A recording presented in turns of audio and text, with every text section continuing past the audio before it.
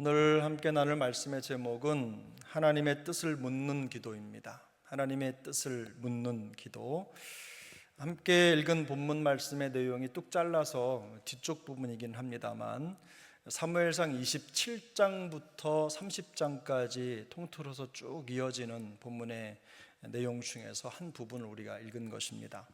27장 1절을 보면 다윗이 그 마음에 생각하기를 내가 후일에는 사울의 손에 붙잡히리니 블레셋 사람들의 땅으로 피하여 들어가는 것이 좋으리로다, 이런 고백이 있습니다.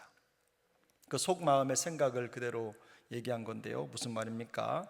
사울의 끊임없는 추격 때문에 지쳤습니다. 지친 다윗이 이제는 그 추격을 피하기 위해서 자기의 적국이었죠, 원수되었던 그 나라, 그 블레셋 땅으로 피해서 들어가기로, 요즘으로 말하면 망명하기로 결심을 한 겁니다. 다윗은 함께 한 600명의 부하들을 데리고 블레셋의 가드왕 아기스에게로 갔습니다. 아기스는요, 일전에 다윗을 미친 사람이라고 이렇게 쫓아냈던 왕이었죠. 그런데 다윗이 이 아기스에 갔을 때 아기스는 다시 다윗을 받아들입니다. 그리고 다윗이 블레셋 한 진영에 살 수 있도록 시글락이라고 하는 성읍을 다윗에게 줍니다. 그래서 다윗과 함께 했던 식솔들 600명이 그곳에 가서 자리를 잡고 살도록 도와줘요. 그런데 블레셋이 이스라엘과 큰 전쟁을 준비합니다. 큰 전쟁을 준비하는 가운데 이제 블레셋의 방백들이죠, 각 지역을 담당하고 있는, 미국으로 말하면 주지사 정도 되는 사람들이죠. 그런 사람들을 불러 모읍니다. 불러 모아서 회의를 하는 거예요. 전쟁 계획을 세웁니다. 그러다가 계획을 세우는 가운데 최근에 망명해서 나에게 충성심을 드러낸 다윗도 이 전쟁에 참여시키겠다, 이렇게 아기스가 발표를 합니다. 근데 블레셋 왕으로서 이 다윗의 충성심을 너무나 인정하고 싶었고 다윗을 좋아했기 때문에 다윗의 충성심을 확인할 수 있는 좋은 기회라고 생각을 한 거예요. 그런데 반대로 생각해 보면 다윗 입장에서 보면 자기 민족 이스라엘을 향해서 칼과 창을 들이대야 되는 아주 난감한 상황이 벌어지게 되는 것이죠. 그래서 블레셋 군대가 이스라엘 전쟁을 위해서 집결할 때 그 대열 중에서도요, 왕을 호위하는 가장 중요한 역할을 다윗에게 맡깁니다. 그런데 이 블레셋 방백들이 이 다윗을 알아봐요. 그래서 알아보고 과거에 자기의 원수였던 다윗, 그 다윗을 어떻게 우리 진영에 심장부를 맡길 수가 있겠느냐, 이렇게 반대를 합니다. 의심합니다. 끝까지 이 방백들이 의심을 해서 다윗이 전쟁에 나가는 것이 무산되고 말아요. 갔다가 배신하면 어떡할 건데? 라고 하는 그 말에 대해서 아기스가 담보를 할 수가 없었던 것입니다. 그래서 돌아서요. 그래서 이 군대 편성이 됐다가 제외돼서 이 블레셋 아기스 왕이 다윗을 돌려보냅니다. 그래서 다윗이 거기에서 돌이켜서 자기가 머물던 시글락으로 돌아가게 됩니다. 두 가지 우리가 생각해 보면 아기스 왕이 블레셋 왕에게는 섭섭한 상황이 되겠지만 다윗에게는 천만다행인 상황이 되는 거 아닙니까? 위장해서 그곳에 망명해서 잠시 사울을 피하려고 갔는데 민족을 향해서 창칼을 들이대야 되는 이런 상황이 벌어지는 그 과정이 너무나 힘들었던 거예요. 하나님이 다윗을 도우셔서 시글락으로 돌아가게 합니다. 그런데 놀라운 일이 벌어졌습니다. 다윗이 정착해 살던 그 시글락이 이 블레셋이 이스라엘과 전쟁을 준비하는 사이를 틈타서 아말렉이라고 하는 이방 나라가 거기를 쳐가지고 다윗의 아내와 그 600명 군사들의 식구들을 다 잡아가지고 끌고 갑니다. 사흘길을 걸어서 다윗이 그 시글락에 도착했을 때는 이미 성읍은 다 불타고 없어져 버리고 가족들, 식솔들은 다 붙잡혀가고 난 후였어요. 성경을 보면, 우리가 읽은 본문 그 앞쪽을 보면 4절을 보면 이렇게 기록이 되어 있죠. 다윗과 그와 함께한 백성이 울 기력이 없도록 소리 높여 울었더라. 갔다 와 보니까 성읍은 완전히 황폐화되고 불바다가 되어버렸고 식솔들은 다 붙잡혀 간 거예요, 노예로. 그래서 그 땅바닥에 주저앉아 가지고 엉엉 웁니다. 참담한 현장을 바라본 거죠. 어이없는 일이 벌어진 거예요. 그래서 이 일이 생기자 어떤 일이 벌어졌습니까? 이 군사들이요, 함께했던 군사들이 돌을 들어서 다윗을 죽이려고 했어요. 다윗을 따라갔다가 처자식 다 잃어버렸다, 이런 마음이 들어가지고 돌을 들어서 다윗을 죽이려고 해요. 그 본문이 우리가 읽었던 앞쪽에 바로 나와요. 이런 백성들의 모습을 보고 다윗이 너무 마음이 다급했습니다. 다급해서 어쩔 줄을 모르는 그런 상황이 연출이 됐는데, 그때 하나님이 다윗에게 용기를 주십니다. 위로해 주시는 거예요. 그래서 우리 6절에 보면 마음이 다급하였으나 그의 하나님 여호와를 힘입고 용기를 얻었더라, 그 말씀하죠. 어떤 상황이 됐든 이 상황이 이제 수습이 되고 있는 것입니다. 다윗이 가족들에 대한 이제 가족들을 되찾으려고 하는 계획을 세우겠죠. 그런데 그 계획을 세우기 전에 바로 오늘 본문이 등장하는 겁니다. 다윗이 했던 행동이 뭐였냐면, 아말렉 군사를 뒤쫓아 가기 전에 우선 제사장 아비아달을 불러서 에봇을 가져오라고 해요. 에봇이 뭐냐면 제사장들이 입는 옷입니다. 이렇게 우림과 둠밈이라고 하는 거 들어보셨죠? 우림은 빛이라는 뜻이고 진리를 의미하고, 둠밈은 완전함이라는 흉패입니다. 제사장의 흉패예요. 가슴에 이렇게 붙이고 아주 중요한 일을 결단할 때나 중요한 것을 하나님께 여쭙고 뜻을 구할 때 이 제사장의 에봇을 입고 그것에 의지해서 기도를 했어요. 근데 다윗이 그 위급한 상황에 아비아달을 불러서 에봇을 가져오라고 해요. 그리고 그 앞에 엎드려서 하나님 앞에 간절하게 기도합니다. 기도는 이거죠. 내가 이 군대를 추격하면 따라잡겠나이까? 8절에 나오죠. 그렇게 기도했을 때 하나님이 어떻게 말씀하셨어요? 하나님은 그를 쫓아가라. 내가 반드시 따라잡고 도로 찾으리라. 이렇게 말씀하셔요. 이 행간에 어떤 망설임도 없습니다. 다윗은 하나님이 말씀하신 대로 아말렉을 추격합니다. 추격해서 물리치고 빼앗겼던 모든 것을 되찾아옵니다. 바로 그 내용이 오늘 읽었던 본문 그 어간입니다. 뒤쪽으로 이제 나오면서 회복되는 과정이 나타나는데, 우리가 보는 내용은 이거예요. 다윗이 드린 이 기도의 특징이 어떤 특징이냐? 다윗이 지금 이런 위기 앞에서 하나님 앞에 에봇을 붙잡고 드렸던 그 기도가 어떤 특징을 가지고 있느냐, 이것을 살펴보는 겁니다. 침착하게 위기 상황을 대처하고 있는 이 다윗의 모습의 기도의 특징은, 첫 번째는요, 기도는 계획보다 먼저 해야 된다는 겁니다. 계획보다 먼저 있어야 된다.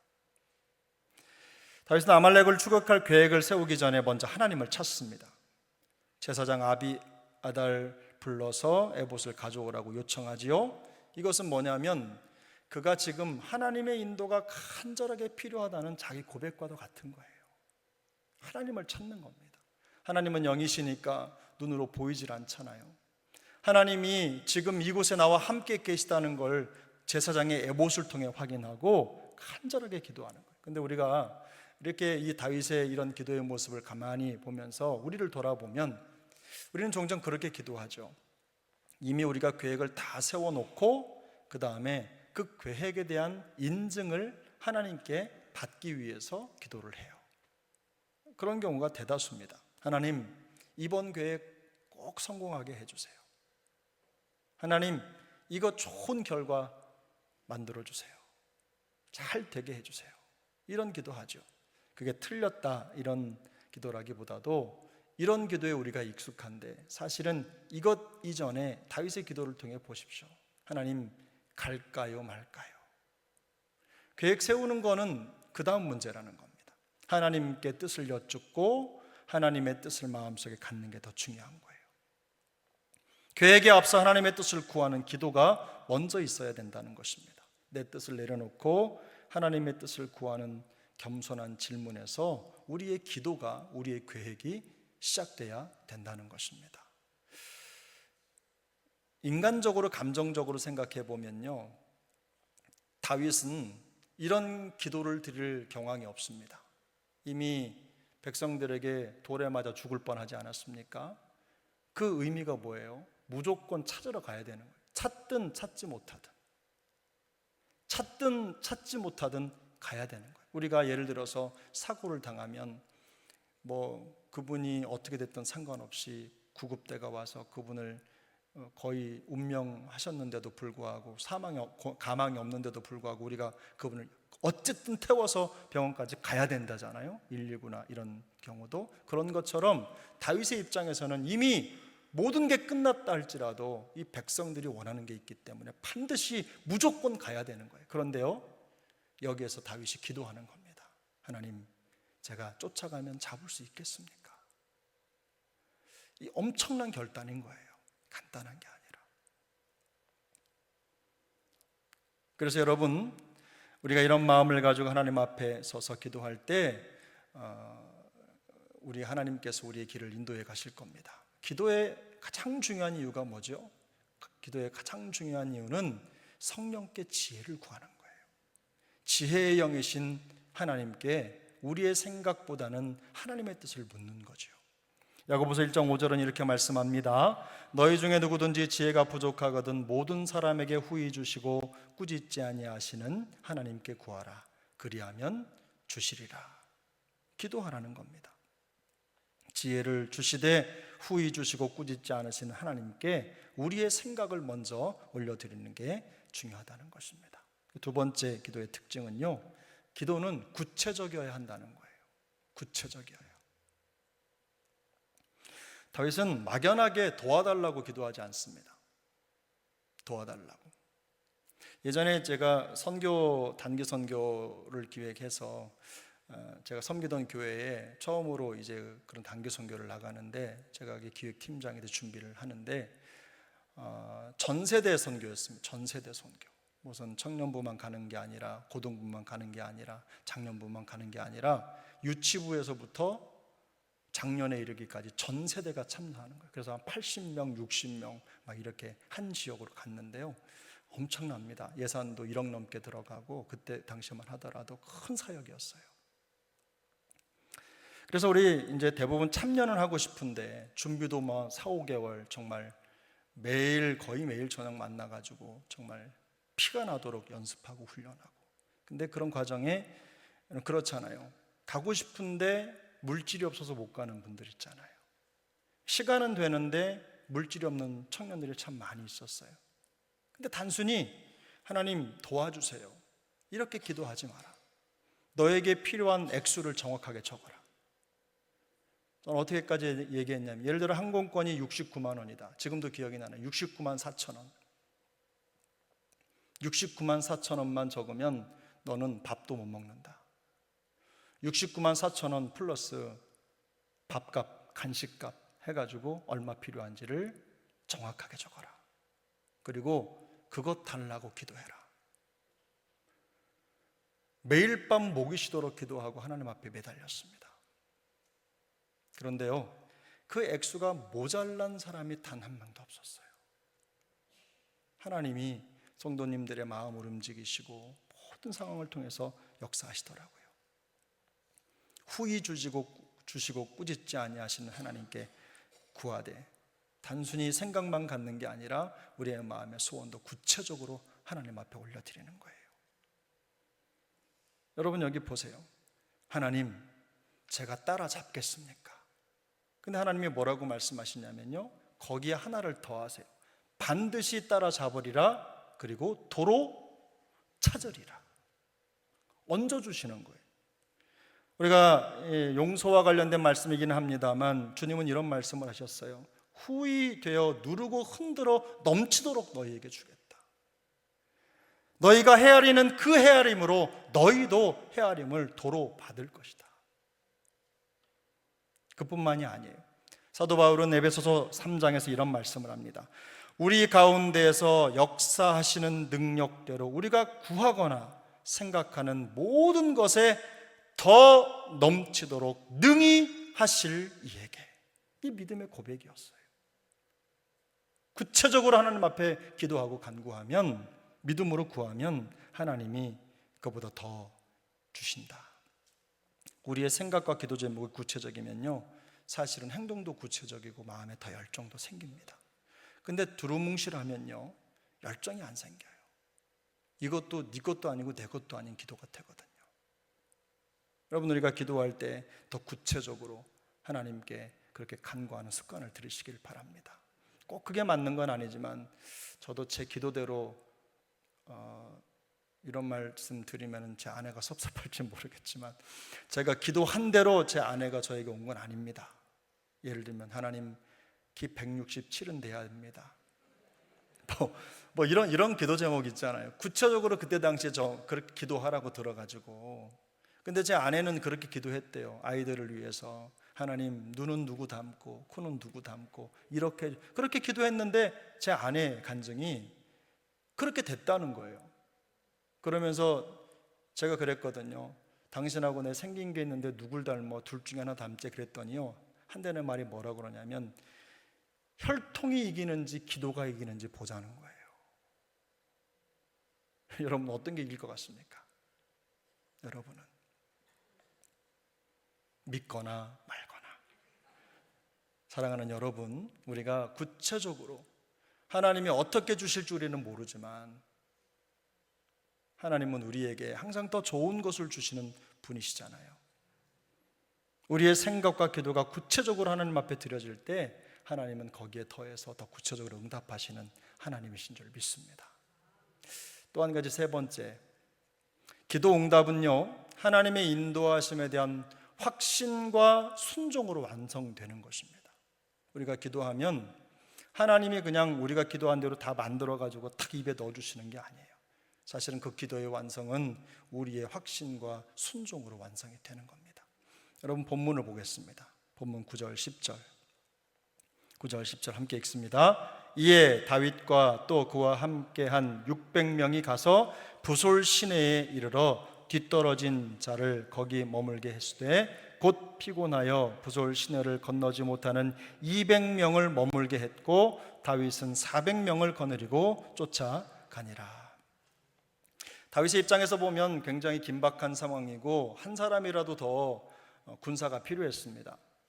한 사람이라도 더 있어야 아말렉 군사 규모가 얼만큼 되는지를 모르니까 그들을 대적해 싸우려면 인간적으로 생각해 보면 많으면 많을수록 좋았던 거예요. 그거 생각해 보십시오. 그리고 이미 마을이 습격당하고 며칠이 지났냐면요, 3일이 지났어요. 그런데 그 길을 따라잡으려면 얼마나 달려야 됐겠습니까? 웬만한 걸음으로는 잡을 수가 없는 거예요. 그래서 다윗이 기도한 겁니다. 하나님, 따라가면 따라잡겠습니까? 이걸 물은 거예요. 근데 하나님 뭐라고 말씀하셨어요? 따라잡으리라 말씀하신 거예요. 그걸 가지고요, 그런데 따라잡으리라고 똑같은 걸음으로 가면 잡을 수 있을까요? 아닙니다. 가다가 아말렉 군사들이 버리고 간 병사도 만나기도 하고, 하나님이 그를 통해서 그들이 어디로 갔는지 루트를 알게 하시고, 그리고 그들보다 2배 빠른 걸음으로 그들을 쫓아가는 거예요. 잠도 안 자고 쫓아간 겁니다. 제가 계산해 보니까 그래요. 그런데 가다 보니까요, 600명이 달렸는데 그 중에 200명은요 도저히 더 갈 수 없는 상황이 된 거예요. 너무 힘들어서 숨이 턱까지 차오르니까 체력도 안 되고 가서 싸울 수 없는 상황이 되는 겁니다. 그래서 어떻게 해요? 부솔 시내가에 남겨두고 가는 거예요. 그리고 나머지 뛸 수 있는 사람 400명만 데리고 갑니다. 다윗의 입장에서 보면요, 이게요 상황이 더 악화되는 거예요. 가서 전쟁을 치러야 되는데 싸울 사람이 줄어드는 거니까 너무너무 힘든 상황이 되는 거죠. 그런데 다윗의 마음속에는 뭐가 있습니까? 하나님이 말씀하셨어요. 따라잡으리라, 도로 찾으리라, 이 말씀을 주신 거예요. 그러니까 그 말씀 붙잡고 포기하지 않고 추격을 계속합니다. 낙오하는 사람들에 대한 미련을 두지 않아요. 여기에 낙오하는 사람들에 대한 어떤 평가도 있지 않아요. 여러분 그거 아세요? 다윗이 돌아올 때요, 가지고 있는 모든 것 그들에게도 똑같이 나눠줍니다. 결국 하나님의 말씀대로 아말렉을 다 따라잡아 물리치고 모든 것을 되찾게 되는 거예요.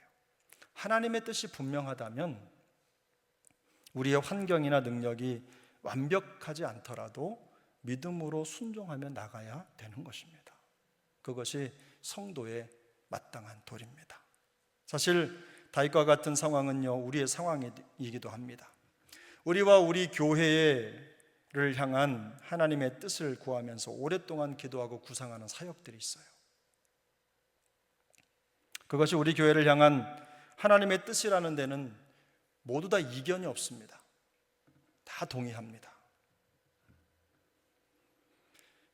모두가 확신하지만 한 가지 문제점이 있어요. 첫 번째로는 그걸 할 사람이 없다는 거, 그리고 재정이 없다는 거, 재정이 부족하다는 거. 그게 우리의 현실인 거죠. 그런 이런 상황이 되면 제가 제일 많이 듣는 말이 그런 겁니다. 목사님, 우리 재정 형편이 이건 무리입니다. 이런 말 많이 듣죠. 우리의 목소리가 훨씬 더 많습니다. 실제로 그래요. 그러나 여러분, 하나님의 뜻이라면 하나님을 신뢰함으로 그 응답에 따라가야 된다는 거 여러분 동의하십니까? 한 걸음이라도 옮겨놓는 게 중요한 겁니다. 한 걸음이라도. 그게 성도의 마땅한 도리인 거죠. 우리가 지나온 신앙의 역사 중에 될 만해서 된 것들이 별로 없어요. 우리 신앙의 선대들은요, 정말로 어려운 상황에 믿음의 모험을 하면서 지금을 이루었습니다. 하나님이 그렇게 해 주시겠다는 약속이 있으셨고, 그리고 그냥 가만히 입만 벌리고 있었던 게 아니에요. 남들보다 2배, 3배 달려가면서 그 일을 이룬 겁니다. 그런 믿음의 삶을 삶으로 나타내면서 이걸 이루어간 거예요. 미약하더라도 하나님의 뜻을 성취하기 위해서 믿음의 걸음을 시작할 때 하나님의 역사도 시작되는 줄 믿습니다. 자, 이제 말씀을 정리하겠습니다. 다윗은 깊은 절망의 상황 속에서도 감정에 휩쓸리지 않았습니다. 가장 먼저 하나님 앞에 무릎을 꿇었죠. 자기 안에 역사하시고 힘을 주시는 성령님을 통해 용기를 얻었고요, 그리고 더 구체적으로 하나님께 뜻을 물었습니다. 하나님의 응답을 받았죠. 그 뜻에 주저함 없이 따르고 순종했어요. 그 과정에 어려움이 없었던 것도 아닙니다. 열악한 상황, 점점 더 힘들어지는 상황, 그렇게 숨차게 달려와서 무슨 싸움이 되겠습니까? 그런데 그럼에도 불구하고 포기하지 않고 간 겁니다. 하나님께 맡기고 말씀을 주신 대로 이루어 주실 줄 믿고, 그리고 그 걸음을 순종으로 옮겨 놓은 거예요. 그렇게 될 때 하나님의 역사가 나타나는 겁니다. 우리의 처지, 환경, 능력이 아니라 말씀하신 그것을 온전히 이루시는 신실하신 하나님을 더 의지한 거예요. 이게 기도 아닙니까? 주님께서 우리 모두에게 이런 다윗 같은 영성을 허락해 주시기를 축복합니다. 어떤 계획이나 일도 기도보다 앞서지 않기를 바랍니다.